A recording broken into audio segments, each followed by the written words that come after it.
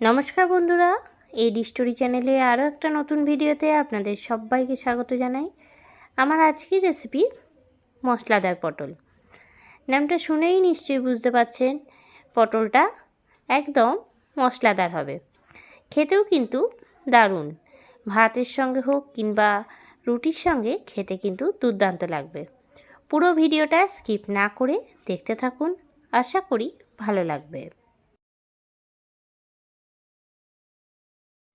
এই রেসিপিটা করার জন্য পটলটা আমি খোসাটা ছাড়িয়ে ভালো করে ধুয়ে নিয়েছি। খোসাটা একটুখানি রেখে রেখে ছাড়িয়েছি আর দুপাশটা কেটে নিয়েছি যাতে এর ভেতরে মশলা ঢোকে। কড়াই চাপিয়ে নিয়েছি, কড়াইয়ের মধ্যে দিয়ে দিলাম সর্ষের তেল। তেলটা ভালো করে গরম করে নেব।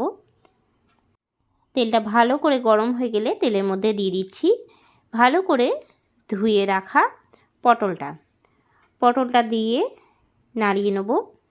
সব পটলগুলো কিন্তু একসাথেই দিয়ে দিলাম আমি। নাড়াচাড়া দিয়ে হালকা করে পটলটা ভেজে নেব। পটলের তরকারি হোক কিংবা পটলের যে কোনো রেসিপি করতে গেলে কিন্তু খুব বেশি সময় ধরে পটলটাকে ভাজার কোনো প্রয়োজন নেই।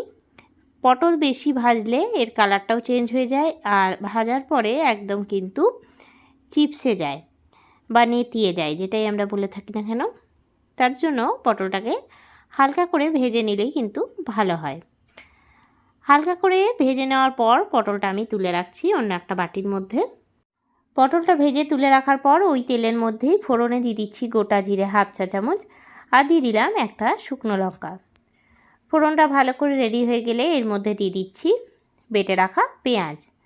আমি এখানে একটা বড় সাইজের পেঁয়াজকে একদম মিহি করে বেটে নিয়েছি। পেঁয়াজটা নাড়াচাড়া দিয়ে ভেজে নিচ্ছি। পেঁয়াজটা ভাজা হতে হতে এর মধ্যে দিয়ে দিচ্ছি আদা রসুনের পেস্ট, তার সাথে দিয়েছি একটা পাকা লঙ্কা। তিনটাকে একসঙ্গে ভালো করে পেস্ট করে নিয়েছি। দিয়ে দিলাম টমেটোর পেস্ট। আমি এখানে 7 থেকে 8টা রসুনের কোয়া নিয়েছি, 1 ইঞ্চির মতন আদা, 2টো পাকা লঙ্কা একসঙ্গে মিহি পেস্ট তৈরি করে নিয়েছিলাম। অন্যদিকে নিয়েছিলাম একটা টমেটো, সেই টমেটোটাও কিন্তু পেস্ট করে নিয়েছি।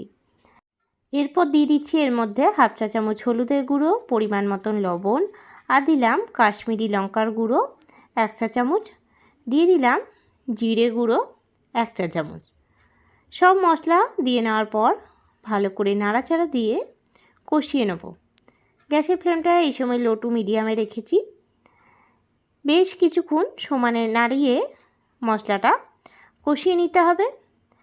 যদি মশলাটা একদম টান টান হয়ে যায় তাহলে সামান্য করে জল দিয়ে দিয়ে কষিয়ে নিতে হবে যতক্ষণ না মশলা থেকে তেল ছাড়ে। মশলা থেকে তেল উঠে আসলে দিয়ে দিচ্ছি আগে থেকে ভেজে রাখা পটলটা দিয়ে বেশ কিছুক্ষণ নাড়িয়ে নেব। 7 থেকে 10 মিনিট সমানে নাড়িয়ে নিচ্ছি। গ্যাসের ফ্লেমটা এই সময় লো টু মিডিয়ামে রাখবো। পটল দিয়ে আমরা অনেক রকম রেসিপি কিন্তু রান্না করে থাকি, তবে এই রেসিপিটা একবার অবশ্যই বাড়িতে ট্রাই করে দেখবেন, দারুণ খেতে লাগে।